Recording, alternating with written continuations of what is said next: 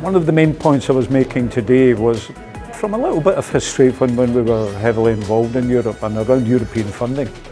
And the funding itself was really important, but I wanted people to reflect on how that funding came down and how it was spent in Scotland. And it was spent through local partnerships. Here in Dumfries and Galloway we had Objective 5B partnerships, then we had the South of Scotland partnership, but it was local people.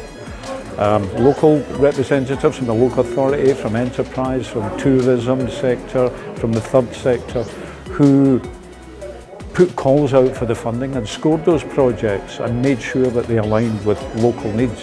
So it's kind of a plea for whatever happens in the future. I think we need that kind of regionalism rebirthed again, a new regionalism, and I think that would help Scotland, particularly when we rejoin Europe.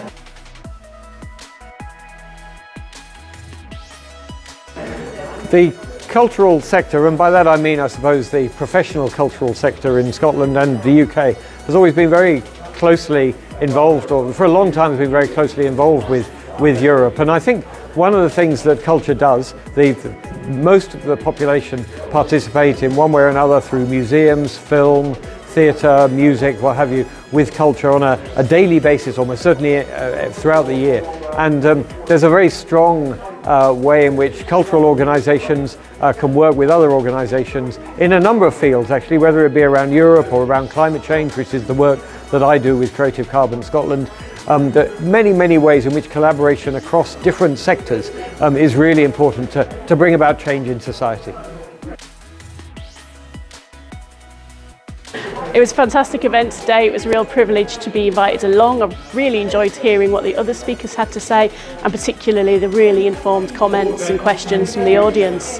I suppose what I want people to take away from today is to really be vigilant, to keep an eye on the stories that are in the news. If they're challenging legislation, why are they challenging it? If something is, you're told something is arbitrary, go away and look. Go and see what the EU's doing. Far too often I see stories in the media criticising environmental legislation or work in the Scottish Parliament, and all too often it's because actually that bill is keeping us in line with Europe and other people want to pull us away. So keep vigilant, keep looking out for issues in your area where you can see the difference that being out of the EU is making in terms of the environment, and keep raising your voice, keep telling people that you care about this.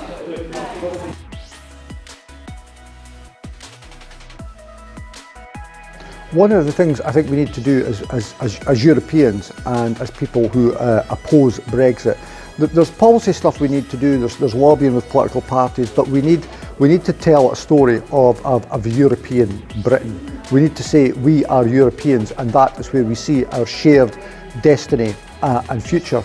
And through that as well, we have to tap into, with that, different versions of the stories and future of Britain and Scotland, because that's what Brexit did. Brexit tapped into this mythical story of a Britain that was swashbuckling and buccaneer and conquering the world and trading with the world, and obviously that's a partial view, but it touched a version of history that lots of us know, and we need to come up with a version of and story and future of Britain that is diametrically opposed to that is open, that is hopeful, that is European, that is cosmopolitan, that is diverse and tolerant.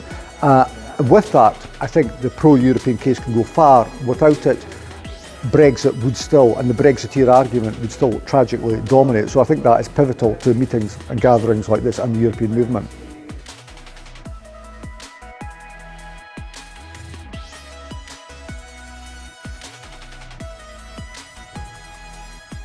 Hello, I'm Jo Goodburn, the Vice Chair of the European Movement in Scotland, and I'm here in Dumfries, where South West Scotland for Europe have organised an excellent event, and I hope you've enjoyed watching some of the clips from our discussions. It was clear from the debate at the end that campaigning for Scotland's European future is not going to be easy. We need people like you to help us to take our message beyond our own echo chamber and shift the opinions of other people based on them understanding the impact that Brexit is having on their everyday lives. Please join the European movement today.